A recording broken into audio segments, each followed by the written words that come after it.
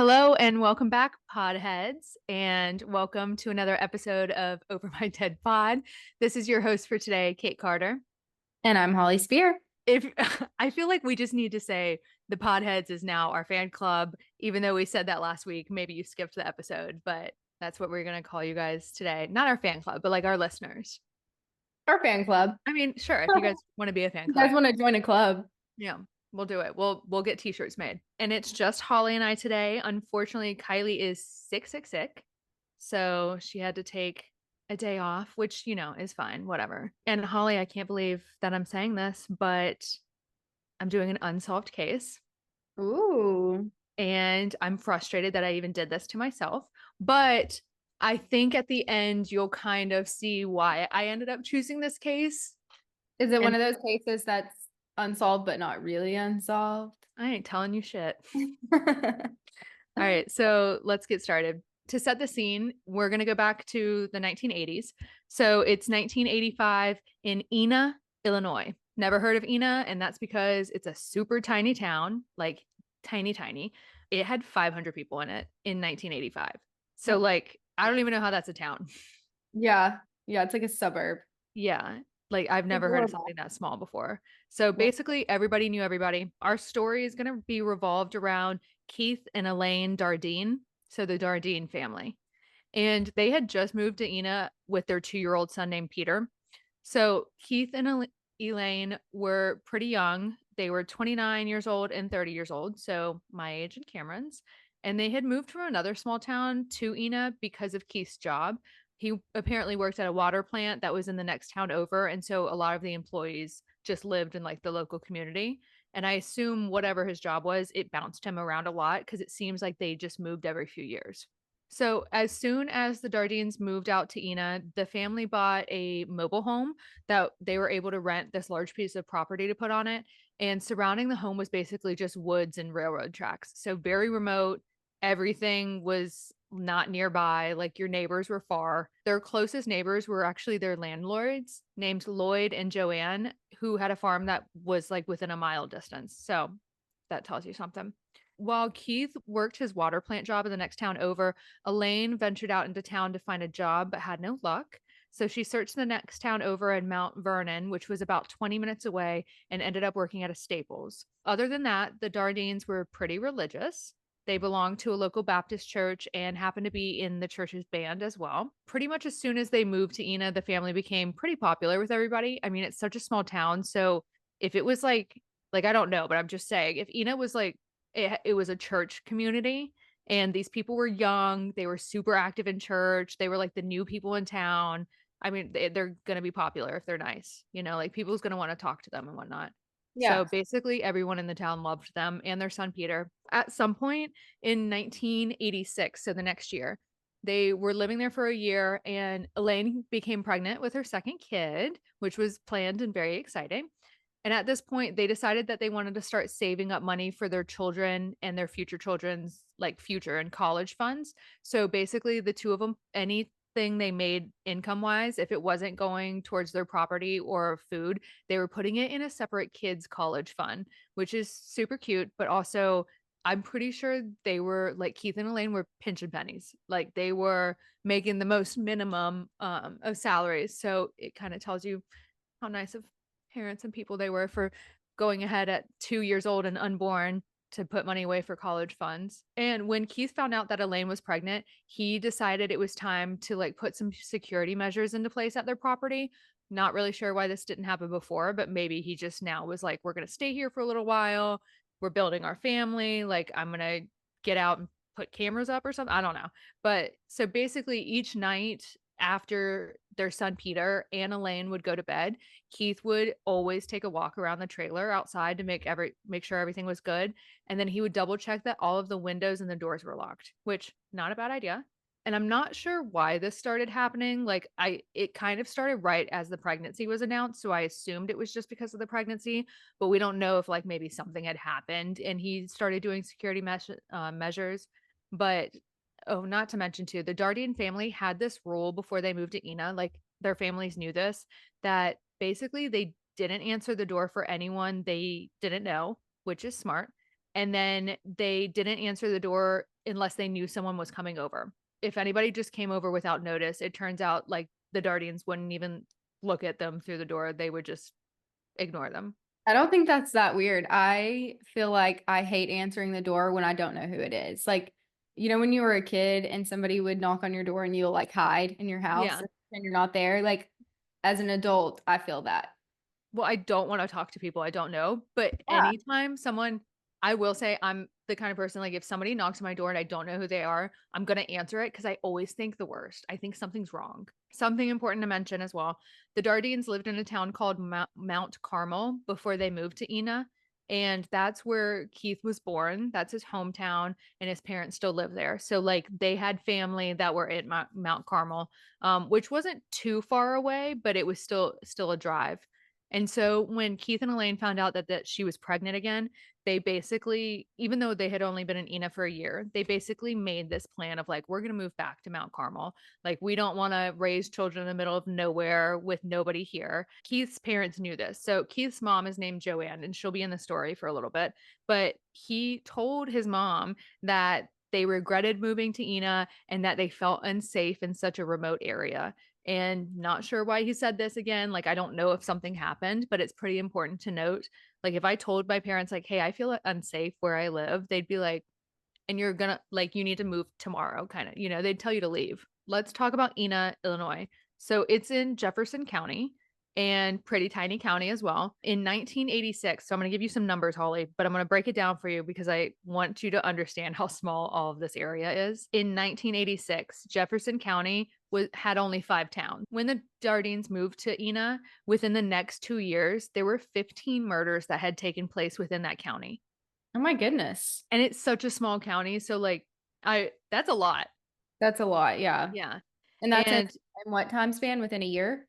2 years, 2 years? but within Still a 5 lot. towns. Yeah, that's still a lot. That's Yeah. a lot. And then to kind of make it a little bit worse, 2 of those murders were different cases, but rape and murder of elementary school girls. Oh So my God. like, they have little kids. I'd freak out if that was like the next town over had happened. I'd probably move too.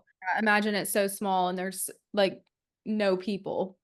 No, like I You're don't even bound to come into contact with somebody that's, I tried to look up like where's the closest police or fire station. Like if they had to call 911, how long would it take for someone to get there? I couldn't yeah. find it, but I assume it's just a really remote place. When they had moved it there in 1985, it was only 3 months later when the first girl, the elementary school girl, she was 10 years old and she was raped and killed in the next town over. So what a welcome. Peter, their child, was only a year at this point. So that would basically just freak me out. And then 5 months after moving there, a man murdered his entire family after he tripped on LSD for the first time. And he killed his father, his mother, and his 3 sisters. And that was on the same street that the Dardians lived on. Okay, so I would be thinking about how I was gonna get the hell out of there. Yeah. I mean, regardless of the criminal history, Keith basically always had the security measures in place, but now he was more paranoid than normal, which I obviously would too. Other than leaving the trailer for work, they pretty much stayed inside, kept to themselves, other than going to church. Some of Keith's coworkers would later say that Keith, around the 1 year mark, started acting a little odd and saying that someone was watching him. But again, we have no idea what this was from. And I Hmm. don't, he maybe just got that feeling. They planned on a move back to Mount Carmel before she gave birth, and they did all the necessary things. Like they put up their trailer for sale, they told their works about the pending move, basically. Elaine was due to have her baby at the beginning of February. We are now going to be going November 17th. Okay, so this is while she's still pregnant. She's about 7.5 months pregnant in 1987. And Keith had been scheduled for an overnight shift at the plant, but apparently he never showed up for his shift. That's something that had never happened before. In fact, he was always early for his shifts. He would often cover shifts for coworkers. Keith's boss at the plant was pretty much alert right away for not showing up. And his boss began calling Keith's house in Ena, but no one answered, regardless of how many times he called, which also set another red flag off because it was dinner time at this point, and so you would think Elaine and Peter would be home. Right. It's dark outside. He's 2 years old. She's pregnant. Blah blah blah. Apparently at work, Keith had one of his emergent contacts listed as his mom. So his supervisor also called his mom in Mount Carmel to see if they knew where Keith was. But they obviously didn't, and they didn't know why he didn't show up for work. At this point as well, I think was in within like an hour, everybody kind of started to piece together that they couldn't get in contact with Elaine either. So Keith's dad decided to call the Enos Sheriff's Department and ask them to do a welfare check. Which I want to say too, I feel like people kind of not shit on welfare checks, but if you think a welfare check needs to happen, call for a welfare check. Like I think it's more important than what people do. Like they kind of save it for high, stake cases and stuff like that. But if you're not able to get in contact with people and Yeah. it's suspicious circumstances, stuff like that, it's cool to do. I feel like the police are okay with doing that. Yeah, it's like what they're there for, and Right. usually everybody's fine, but you might as well go ahead and be safe than sorry. Yeah. And so Keith's dad, his name's Don, he ended up driving to Ena from Mount Carmel to accompany the sheriff's department to their trailer because he had a spare key to their house. So he was like, you know what? I'll just let them in. Like, if nobody answers, I'll Yeah. just let them in so they could, look around. Another thing is I don't think that when you do, well, I'm pretty sure, unless there's reason for the police to go inside, Yeah. they can only all they can do is knock on the door. I think you're right. And so in this situation, I'm thinking like obviously his dad was like, they can come in. I'm giving them the key. Give But permission. pretty much he would just be able to open the door and they'd be able to see inside. Yep. Yeah. So around 6:30 p.m., Don and the sheriffs met outside the Dardeen trailer. They all called Keith and Elaine. They knocked multiple times on the trailer door, but they got no answers. So the sheriffs then started walking around the property, like behind the trailer, in the field, near the woods. And at some point, one of the sheriffs started shining his light through the trailer windows to see if he could find anything or see anyone. And once he was at the back of the trailer, he was shining the light into the main bedroom, and the sheriff saw people under the blankets in the family bed. So he started knocking a few times, but he assumed they were sleeping. Like it wasn't anything that looked super suspicious, but it Okay. was 6:30, and so that kind of threw him for a loop. So he started banging on the window and the people did not move. At the exact same time, the sheriff that opened the front door with Don, the dad, they open it, it was unlocked. They didn't need the key to get in. They pushed the door open, and the sheriff was able to see inside the trailer. And what he found was absolutely horrific. Hmm. Trigger warning. Tucked in neatly underneath the bed covers, with their heads sticking out as if they were sleeping, was 3-year-old Peter Dardeen. And next to him, a tiny, tiny baby. Oh no. Next to the bed was Elaine. She had been gagged and bound with duct tape, which Peter had also been gagged and bound with duct tape as well. And to make things worse, both Peter and Elaine had been bludgeoned to death with a baseball bat that was laying on the floor, covered with blood. They were bludgeoned so bad that both of their heads were caved in. Gosh. But it just gets worse. Next to Peter's lifeless body, also tucked neatly under the bed covers with its head sticking out as if it was sleeping, the sheriffs found a tiny little baby. Elaine, who was 7.5 months pregnant at the time, had apparently gone into labor while being attacked and had given birth to her baby girl. And that baby girl was lying in the bed next to Peter. The baby had also been bludgeoned to death. Oh my gosh. Wow. Yeah. That's horrific. And it's all horrible, no matter which way you put it. And not that it really matters, but no one really knows if Elaine went into labor while watching everything happen to her son or if it was happening while she was, getting beat as well. But she went Mhm. into premature labor. I mean, 7.5 months and you naturally going to labor, like, does not happen. That's Yeah, yeah. absolutely crazy. All three of the Dardeens had been killed from blunt force trauma from the baseball bat. After investigating, there had not been any forced entry into the house. Both Peter and the newborn had not been killed in the bed, but placed there afterwards. There was nothing missing from the house, and Elaine had not been sexually assaulted in any manner. So, if you ask me, it ain't a robbery, obviously. It's not like a Mm. robbery gone bad, but Right. the way that they were killed and placed and what happened sounds pretty fucking personal. Yeah, 100%. I mean, you don't go in and rob a house and then bludgeon the family members. to past death and then tuck them into bed. Right. It's not something a robber does. No. So it's my right away, my thought was like whoever did this knew the family and the fact that the front door Yeah. was unlocked because we know Yeah. that they had their rules of like not answering the door unless you knew who it was. Yeah, either they knew who it was or they knew how to get inside. Yeah. And then they also, investigators were pretty much right away able to see that the trailer had been cleaned after everything happened. They were able to find blood around the trailer, but it was not like pools of blood. There was no blood on the bed, even though the kids were killed. Like they had Yeah. really taken their time. So that also kind of tells you that whoever did this was not in a rush because they took the Right. time to clean up everything, which is Yeah. always nuts to me when murderers they're not in a rush and they like tidy stuff up. I'm like, dude, you're Yeah. super casual for doing that. Well, and I also think that that adds an element just for the argument that they knew whoever it was, that they knew the family, because they would have had to know that no one was coming over within that Right. time period so that they could clean and Yeah. take time. But with all that being said, Keith was nowhere to be found. In the driveway to the property, normally there would have been two cars, a red car and then a silver truck. And when the sheriffs and Keith's dad, Don, arrived, the red car was missing from the property and the truck was there. So right now, it's kind of like, the first thought is obviously gonna be like Keith skipped out on work. So Keith is nowhere to be found. He's not at work. The car is gone. His family Yeah. is killed. It's Keith, and rightly so, as all should be investigated kind of thing. It's very common, and it doesn't help that Keith's just nowhere to be found. Yeah. So the police immediately start searching for Keith. They put a warning out saying that Keith is actually wanted, which probably wouldn't do that anymore, but I don't know how they were, whatever.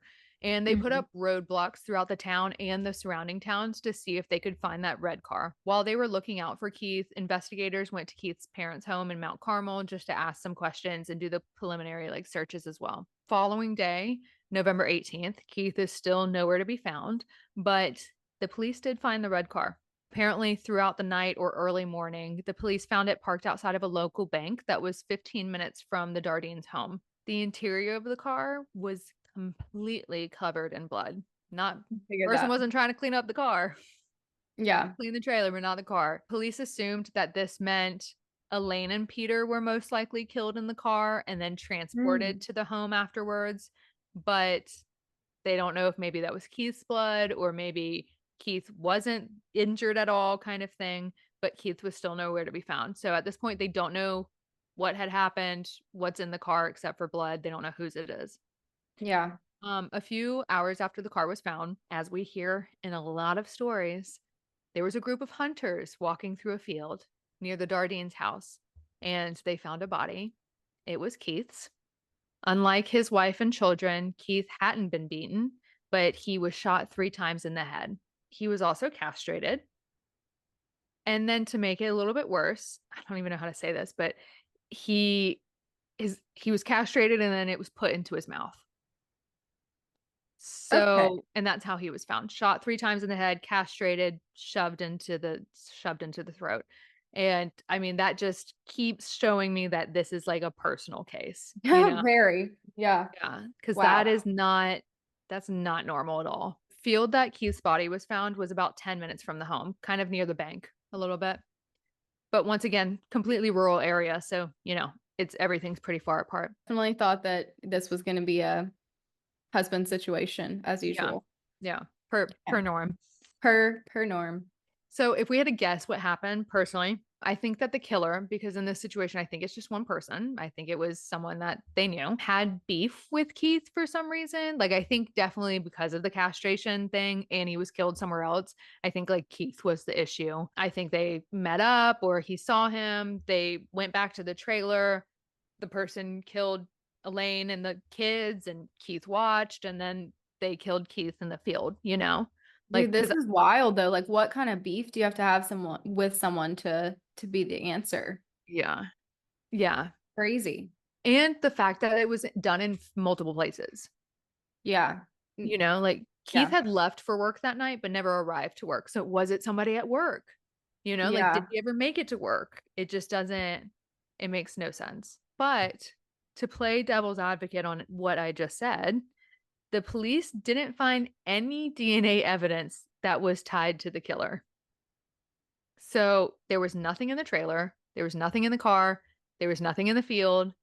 I mean, I don't know how you would kill 3 people, 4 people, bash their heads in, and not have any DNA, any of your DNA evidence. That then makes me think maybe Keith was killed first, and then I don't know. Like, it's just a weird situation. I just think it's kind of shocking when there's no evidence found at crime scenes. I always just think Yeah. that's so weird. Like, the person just was either really good at doing their job or they just got lucky, you know? Yeah. But it's rare. Yeah. So after all 4 bodies were autopsied, nothing much else was found that the police investigators didn't already know. All of the family members all of the family members in the house died of blunt force trauma, and then Keith died from the gunshot wounds, and they weren't really able to determine who died first. All that they could see is that they had all died within 1 to 2 hours of each other. Were they able to tell what they were killed with, the family members that were killed with blunt force It trauma? was the baseball bat.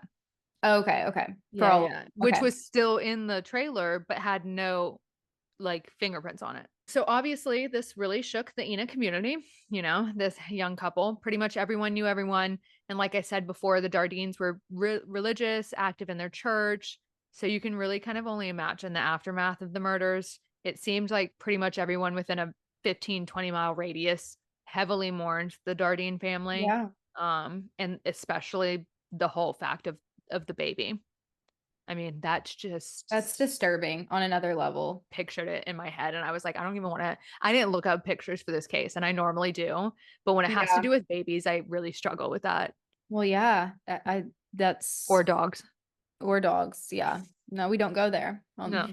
No, no, no, not on this Yeah. podcast. Not here. To make things just worse in general, like, the police had no leads, there was no evidence, there was nothing for them to go off of. They interviewed as many people as possible, nothing came up. At some point, a local news station put up a reward for information leading to an arrest in the case, which I found to be really big because when do you ever hear that a news station did, like, it's normally family or friends, Yeah. but it was the community. Like, they rallied together and pulled money, and it was $10,000, in which is pretty good for Yeah. 1987. And then as the months went on, the family was able to put up money. People donated more in the community. So Mhm. in total, I don't want to say that part because it will kind of spoil things, but in total, it was $68,000. So with no leads in this case, police still tried everything to figure out like who did this. They followed up with every single tip they received. They interviewed about every damn person possible and every person in the town. At some point, the investigators did talk to the Dardeens landlords who were their neighbors. And that's when they found out for the first time, they hadn't heard it from anybody else, but that the Dardeens had been breeding Labrador retrievers. And the neighbors had seen people go in and out of their trailer on multiple occasions, like that were obviously strangers to come pick up the puppies or whatever. But Okay. one man in particular stuck out to them because of how he acted. And all I want to say, well, they were able to say to the police too is that this man acted strangely and they thought it was strange. But like what the hell does that mean? Yeah. Some detail would be nice. Right. And yeah, like, and you say that also, if you see people coming in and out and one sticks out to you, that's probably not a good thing, Yeah, no. He had to have But done something. yeah, but unfortunately, I mean, the tip went nowhere. So Yeah. we go years passed with no answers. And at some point, the police did name 2 different suspects in the case. So we're going to dive into those suspects. The first person's name was Angel Resendez, who was also known as Rafael Resendez Ramirez, aka the Railroad Killer, aka a serial killer. Okay. Yep. So which I looked him up because I was like, wait, Railroad Killer sounds kind of familiar. We haven't done him. We could though, so just throwing that out there. And he was an American serial killer in the 80s. He had been suspected of killing up to 25 people. Raphael traveled up and down and across the US on freight trains, and he would stop in different towns and kill someone and just pretty much hop on the train and go off to the next town. Hmm. So and the reason that the police thought Raphael could have been the murderer is because of 2 things. First of all, the Dardeens lived right next to a train track and they lived next to a stop too. So like the train would be stopping in and out, like where their house was.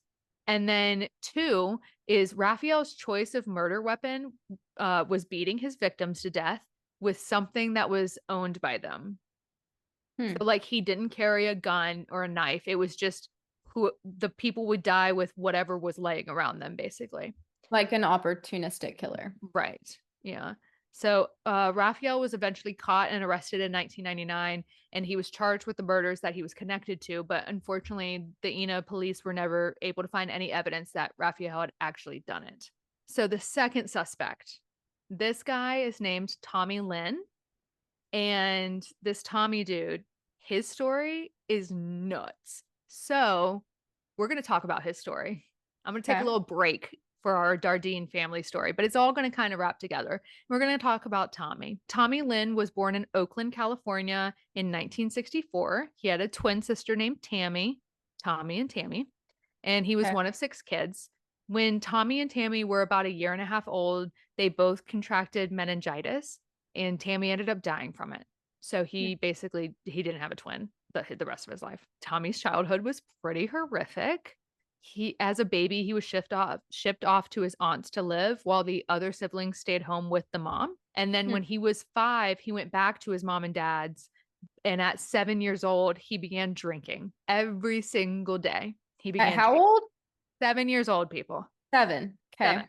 So he would later go on to say that he started drinking every single day, and that at some point within the next year, so 8 years old, he met a man named Willis Clark through his mom, who his mom was an alcoholic, by the way. That's where he got Yeah, that. I was gonna say, I was just Yeah, about to say that's a parent problem when yeah, you're yeah. drinking at 7. Like Right. that's So Tommy met this older man through his mom as one of his mom's friends. And apparently, Tommy and this older man, Willis, hung out every single day. And this older man started molesting him. To make it worse, Tommy's mom knew about the molestation, but continued to encourage Tommy to hang out with him every single day. prison. So that kind of makes me think that this older man had something to do with his mom, like maybe supplied her with stuff, like gave her money, because what she was basically pimping out her son. That's sickening. Okay. Horrible. When Tommy was in 5th grade, that's when he began using drugs.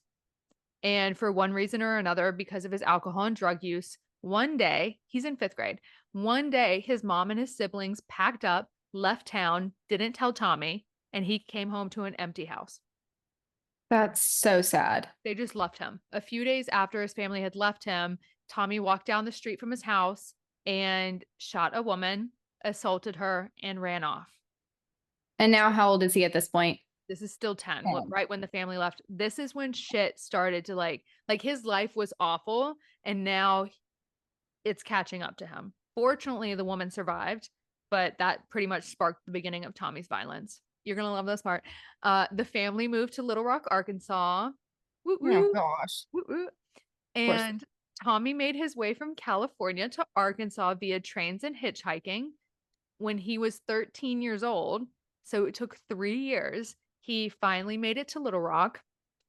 I don't know how he found this out, but he found his family's home, didn't announce himself, just walked through the front door while all the other kids were at school. His mother was home by herself, and she was in the shower, and he went into the shower, started to strangle her and rape her. After that, he walked out the front doors and never saw any of his family members again. Dude, that's insane.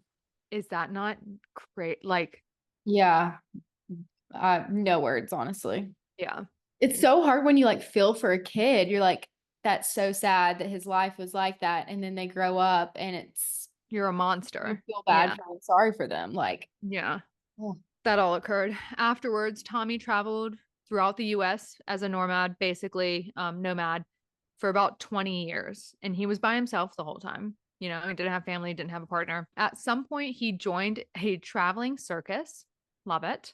And he was able to move around to different towns with them. So this is when he took the opportunity that he was going to be in tons of different towns, that he would start killing people. It was a great cop out for him because he would kill someone, he would never get caught because they would leave the next day. There was no trace. And that's how it worked. So for over 2 decades, Tommy went on to kill around 22 people. wow. Almost all of his victims were females. Of the males that he did kill, he had shot them. Of the females that he had killed, they had all been sexually assaulted and stabbed or strangled, but all of his victims ended up being bludgeoned to death. So, like, regardless if the males had been shot, regardless of how the women had been, strangled, they all were bludgeoned. So no kids, just men and women. The way that Tommy ended up getting caught was because of his first two kids that he went after. And this is when the police found out about him being a serial killer, and this attack was pretty awful. So it's New Year's Eve, 1999, in Del Rio, Texas. A 10-year-old named Crystal was having a sleepover at her friend's house, 13-year-old Kayleen. Crystal and Kayleen, 10 and 13. And the girls went to sleep that night in Kayleen's bunk bed. Kayleen was on the bottom bunk, Crystal was on the top bunk. At some point during the night, Crystal woke up from a loud noise in the room, almost like a thump, and she looked down from the top bunk, and Crystal saw a man standing in the room. This man was Tommy. Tommy had somehow managed to climb through the bedroom window into Kayleen's room. He then proceeded to pick up Kayleen from the bottom bunk bed, stood her up, and proceeded to cut her throat. She immediately fell to the floor and did not move again. Tommy then began to head towards the bedroom door when he heard a noise from the top bunk. Crystal had tried to keep her best to be quiet, but Tommy had spotted her. So he walked back over to the bunk beds, grabbed Crystal, and slashed her throat. Somehow, Holly, somehow, Crystal survived. The girl on the top bunk. After Oh waiting for my Tommy God. to leave, after waiting for Tommy to leave, Crystal ran out of her friend's house and went to the closest neighbor's house. She was then able to write a message on a piece of paper that said, quote, "The Harrises are hurt. Please hurry," for the neighbors to read, because at this moment she was holding her throat, Oh unable to my speak. gosh, poor kid. 10 years old. On the note, she also wrote, quote, "My neck needs help," and, quote, "Will I live?"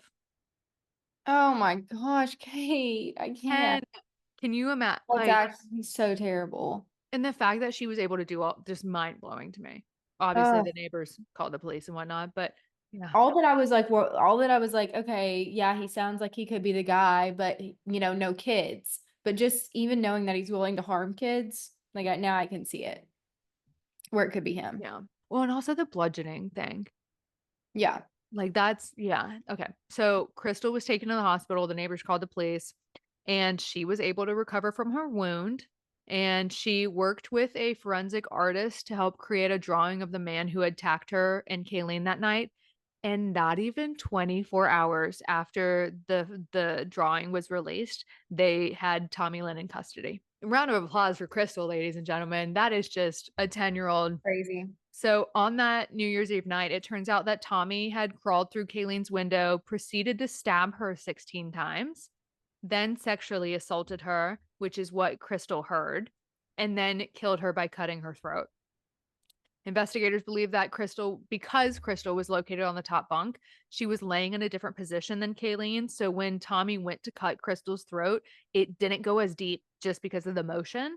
And therefore, Crystal was able to survive. While he was in custody, Tommy ended up confessing to over 70 different murders, Wow. which, how do you even know that you did? Like, 70 is a number that, I mean, I don't even, when people confess to like 20, I'm like, how do you remember all those? Yeah. But 70. And in the end, investigators were able to actually prove that he had committed 22 murders. Like they knew for a fact he did 22. They found evidence for it. Hmm. But when he confessed these 70 murders, Tommy included the slaughter of the Dardeen family. The story that Tommy gave the investigators was that on November 17th, 1987, while he was hitchhiking, he was picked up by Keith Dardeen, who was heading to work, but he brought Tommy back to the trailer where his family was for dinner. While Tommy was at the home, he was asked by Keith and Elaine to have a threesome. Okay. Yeah, right. Instead of having the threesome, which apparently offended him, he pulled out a gun and shot Keith twice in the head. He then proceeded to cut off his genitalia, shove it in his mouth and shoot him one more time, just for funsies. Tommy then bludgeoned the 3-year-old Peter to death before attacking Elaine. And Tommy did tell the investigators that Elaine had gone into labor during the beating, and he sat there and watched her give birth before beating her and the newborn to death. The issue with his story, though, or more so with the possibility, like, did Tommy actually kill the Dardeens, is that his story changed 5 times. And so we don't like inconsistency, you know. All of the stories, all 5 of the stories were wildly different from each other. But Was the he doing first the same thing with the other murders he confessed to, or was he just unable to come up with? we don't know. Okay, okay.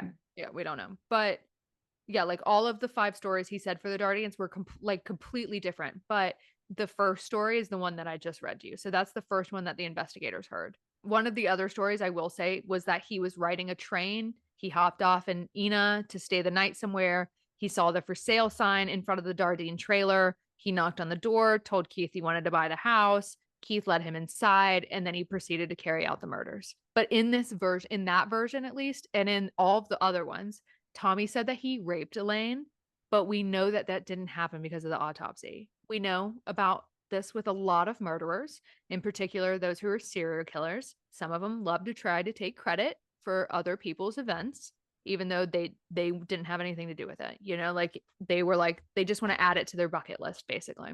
And in this case, a lot of people, you know, thought that's what Tommy was doing. Like he gave details about 70 people. They were like, he's just taking credit for everybody. Yeah, it's just like, how does he know all of this information? I just wonder, are the cops like letting him like know certain details of the Yeah. crimes, or Like is you he have to take in consideration that at least from what I saw and from what was posted, Tommy had very specific details about the Dardeens murders that was not released to the public. okay? That makes a big difference. Right. But we don't know how the police investigated Tommy because you don't know what's going Yeah. down in that room. And I mean, Oh, that's wait, so frustrating. wake up, America. Sometimes cops don't do the best, or investigators don't do the best when, or what they're supposed to in investigations in rooms. And sometimes they probe the person to admit to crimes that they didn't commit. Tommy could have been fed information about the case and he just pieced shit together and made stories up, you know? Yeah, and I feel like they probably thought that they were doing a good their job, in Right. interrogating this person. But if you feed a criminal, information that the public doesn't know, then you can't tell if they're lying or not. No. And that was the whole issue with this. So, at some point while he was in custody, Tommy was medically diagnosed with bipolar disorder, depression, and psychosis. And the psychosis kind of gets me because that's a big trigger with a lot of serial killers. He would go on to tell the authorities that when he killed people, he would often do it while he was high. And that's because, quote unquote, he was addicted to the rush and he liked to watch the eyes of the victims fade because he knew that he was setting their souls free. Tommy also said that he, quote, Holly, this one is going to come into play. He enjoyed killing children so that they wouldn't have to ever endure the abuse that he went through as a child. So he pretty much thought that if he killed kids, he was actually saving them. Yeah, something's wrong with this person. Yeah, well, we know lots of stuff's wrong. Yeah. Yeah.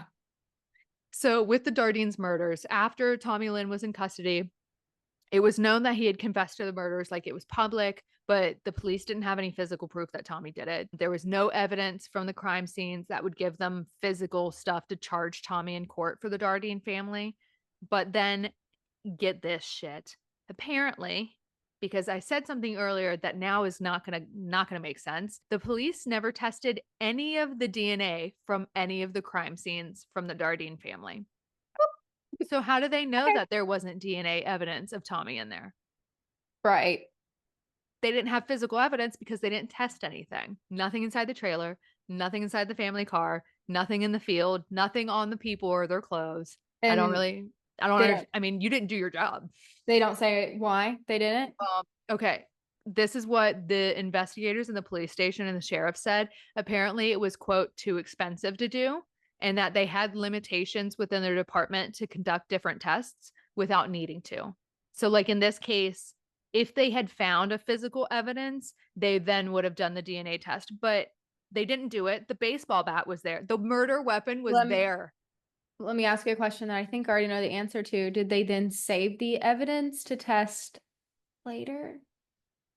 Of course they didn't. Of course they didn't. What Of a course. dumb question. Yeah. Why would they? Yeah, why would they? Ugh, so it makes I mean, like, literally, they said their excuse was if there was physical evidence, then they could test the DNA. There was physical evidence. The murder weapon was there. Yeah.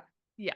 In 2000, 13 years after the Dardeen family massacre, Tommy Lynn was convicted of a murder not related to the Dardeens and was sentenced to death row. Now, obviously, it's weird to say that Tommy was only convicted and charged of one murder because they confirmed that he had killed 22 people, but in this case, the murder that they charged him with, they knew was going to get him the death sentence. So there was no reason to put the families and friends through the trials. But in my head, I would want that to be on the rap sheet. You know, like if you Yeah. killed my mom or something and you're not going to get charged with it, I don't care. Yeah. You're going to go do the trial. I'm going to make sure you do it. 10 years after that, in 2010, Joanne, who was Keith's mom, requested to meet with Tommy in person at the prison. She said that by doing this, she would maybe get more closure about what happened to her son and the family's deaths. But when Tommy was given the request, he denied it.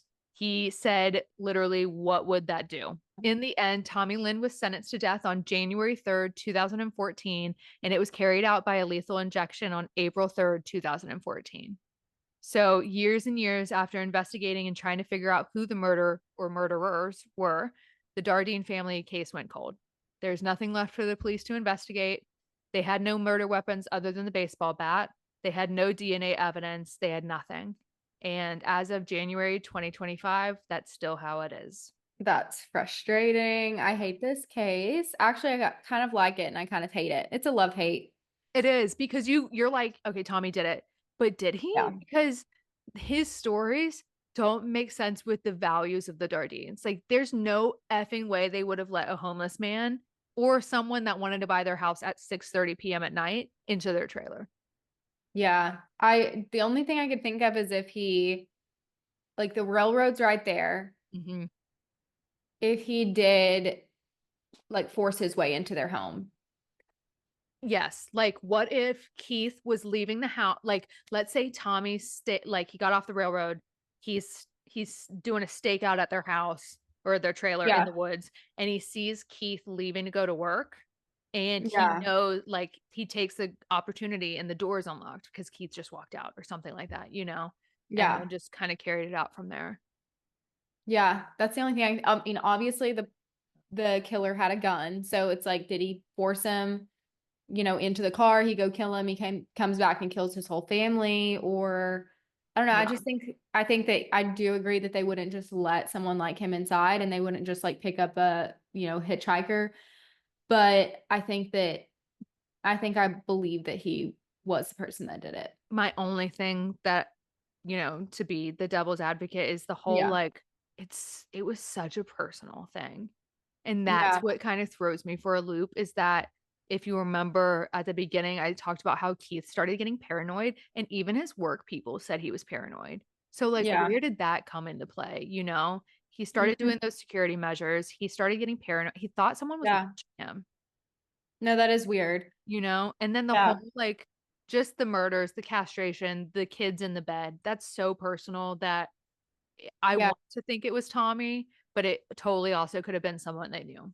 But I also think that a killing like that may kind of be on par with Tommy's other killings. Like obviously I haven't looked at all of them, Right. but Yeah. just the way you described him, just killing little kids, like why, other than just like you're sick and twisted, and then everything you do is sick and twisted, and then maybe that's why these look personal. I don't know. I'm with you. Yeah. It's confusing. It's The whole baby thing just threw me for a effing loop, man.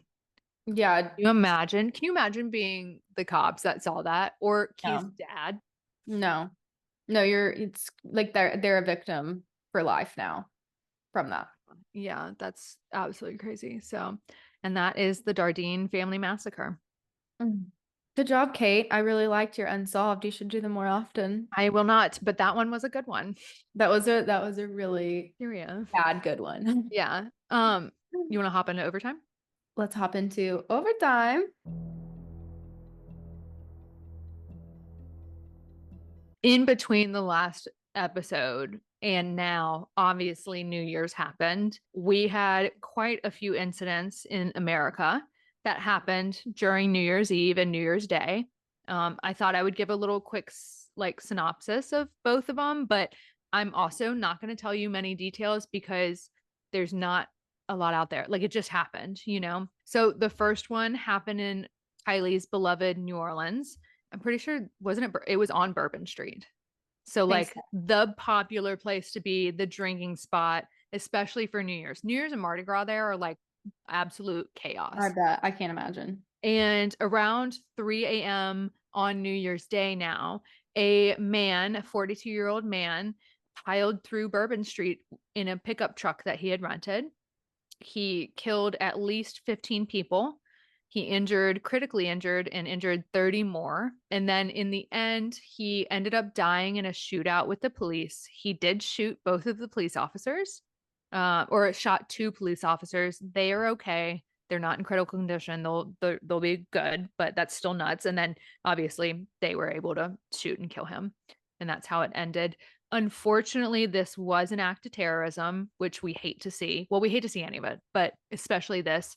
What I found very sad about this, and it obviously raises a lot of flags, and people, we need to talk about this more often too, is the man that did commit this attack. He was in the U.S. Army. He's 42 years old, and he had been based at Fort Bragg, North Carolina. Shout out Fort Bragg, Fayetteville. Hate you.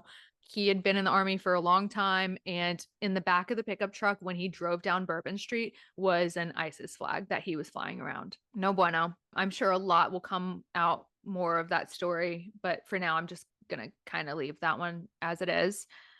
And then not only, what was it, 6 hours later, I think it happened, because it happened around 9 a.m.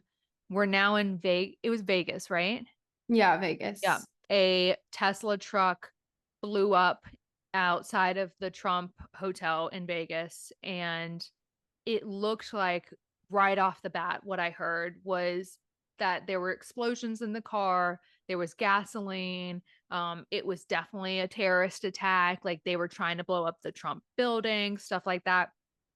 But as the day continued, I actually was really passionate about watching this one in particular, the entire day. And it will kind of make sense after I tell you. But the man who died in the truck, we find out later on that it actually wasn't an act of terrorism. The man was in the US Army as well, which is, kind of threw people for a loop. He had also been stationed at Fort Bragg at some point. What is going on at Fort Bragg? We need to talk about that in another case. Yeah. Push comes to shove, there wasn't bombs in the truck. He had a few gas things in his trunk. He had driven from Colorado. He didn't want to have to stop at gas stations. It wasn't like as big of a deal as people made. He had a memoir written on his phone that they were able to find. If And it's a Tesla truck, doesn't it charge? I don't know. Are Tesla trucks chargeable? I think yeah. I Are think they're, all of them? Oh, I have no idea. yeah, I mean, if it's a Tesla. No, I don't know. Maybe there's hybrids. I don't know. I have Just no idea. wondering. Okay. Obviously Elon Musk right away was like, it's not the truck that exploded. It was Yeah. a bomb. And well, I mean, it turns out it kind of was a bomb.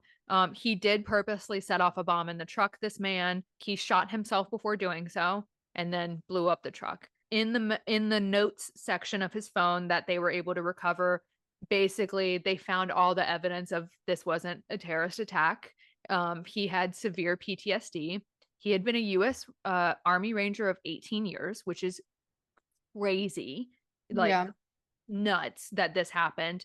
And he basically said the United States needs to be aware of PTSD within soldiers and veterans, etc. Oh, okay. And then he said in the notes section, this isn't an act of terrorism. This is a wake up call to America, which is really sad. But he talked about a lot with PTSD and basically said like it was too much for him. He was a very avid Trump fan. He was a raging Republican. He loved his country. So when people were like, he was trying to kill Trump, all this stuff, like that's not what happened. I think he just picked I don't know. I don't know why he picked the Trump place if he loved Trump, but he did. Fortunately, he did not kill anyone with the bombing. He did injure a few people that were outside and in the lobby, but they are all okay and none of them are in critical condition. Okay, so then the last one. and then we'll basically be done. Is New Year's Eve. We're going to jump over to Hawaii. For those of you that don't know, my brother is in the US military. He's in the Air Force, and him and my sister-in-law are stationed in Hawaii.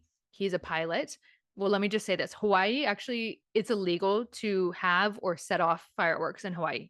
So like totally banned, absolutely not allowed. And New Year's Eve, I'll send you guys the video. The island was popping with fireworks. I mean, it was like the craziest thing. My brother sent me this video from their house, and it was just the whole island was fireworks shows, and it was really cool until I found out that it was completely illegal for everything. But unfortunately, during people setting off fireworks for New Year's Eve, family and friends gathered at a house in a neighborhood, just a random house in a neighborhood, and set off a firework that accidentally went sideways, and it launched into the other fireworks, and it caused a disastrous explosion in the house, on the street. Many people were killed. A lot of them were family members and the friends of the family members. And in the end, I think there's still like 20 people that are critically like burned. They said that people are up to 90% burned, which I can't even, being burned is like my worst fear. On the flip side of this, and this is coming into play with my brother now, is that my brother's a pilot. There were 6 individuals from this explosion that were in critical condition and needed to be in a burn unit and have surgeries. And apparently, they did not have any more room at the burn unit in Hawaii. So they needed to fly these 6 individuals, medevac them to the closest, biggest burn unit hospital, which was in Arizona. And so these 6 individuals left yesterday morning from Hawaii and were sent to Arizona, and they flew on a C-17, which is the plane that my brother flies in the Air Force. And we found out this morning that my brother was one of the 2 pilots that flew the plane. So kind of a wraparound situation. We're really Wow. proud of Matt. Yeah, Yeah. for doing that. You know, we assume he was off of work that day, so we assume that it was an on-call situation, and he most likely volunteered as well. So kudos to you, Matthew. But hopes and prayers for those survivors. That was a horrible way to start the year. So hopefully it is all up from here. It for sure is going to be on our podcast. I promise you, we have lots of good things coming this year. 2025, let's be good, do good things, don't kill people. And with that, thank you for tuning in to another episode of Over My Dead Pod. If you want even more information about the case, check us out on our website at overmydeadpod.com. You can also find us on social media, Instagram, Facebook, Twitter, or X, whatever it's called, at Over My Dead Pod. And we will see you guys next week with another episode. Bye. Bye.